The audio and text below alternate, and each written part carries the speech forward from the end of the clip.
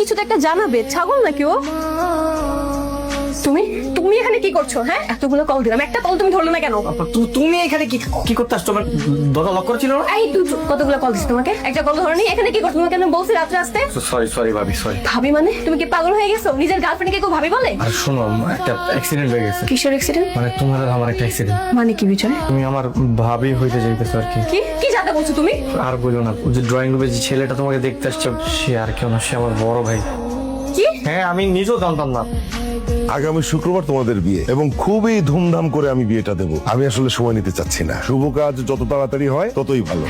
আমিও তাই বলি ভাই সাহেব, শুভ কাজে এত দেরি করতে নেই। আর আমি তো অলরেডি আমার আত্মীয় স্বজন যারা আছে সবাইকে ইনভাইট করা শুরু করে দিয়েছি। খুব ভালো কাজ করছেন। আঙ্কেল, আজকে আমরা এসেছি মুনিয়াকে সামনাসামনি দেখতে আর আংটি পরাতে।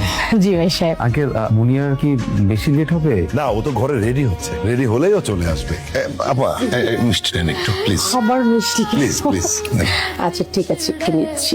মুনিয়া, যা হয়েছে তুমি ভুলে যাও।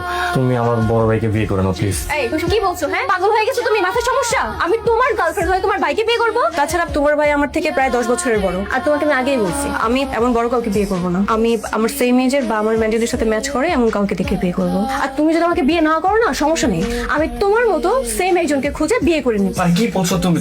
আমার বড় ভাই কষ্ট পাবে, প্লিজ তুমি ওনাকে বিয়ে করো। আর তুমি শোনো, আমি কোনো কথা শুনতে চাই না। আমি জাস্ট একটা কথাই বলবো, এই বিয়ে ভাঙবে তুমি, আর আমাকে দিলওয়ালে দুলহানের মতো নিয়েও যাবা তুমি। আর তুমি যদি বিয়ে না ভাঙছো না, আমি সবাইকে তোমার কুকৃত্যের কথা বলে দিব। ক্লিয়ার? আরে হ্যাঁ বিজয়, কি রে বাবা, তোর কি শরীর খারাপ লাগছে খুব বেশি? না, আমি ঠিক আছে। তাহলে এভাবে না বলে চলে আসলি কেন? ডায়রিয়া নাকি আমাশয়? না রে, তেমন কিছু না। তাহলে পেটের অন্য কোনো সমস্যা? আরে হয়তো ওই যে প্যালপিটেশন হয়েছে, একটু গ্যাসের সমস্যা আর কি। সেজন্য এভাবে না বলে চলে আসবি? ভাই চল, তোকে ডক্টরের কাছে নিয়ে যাই। না ভাই, ডাক্তার দেখাতে হবে না, আমি ঠিক আছি।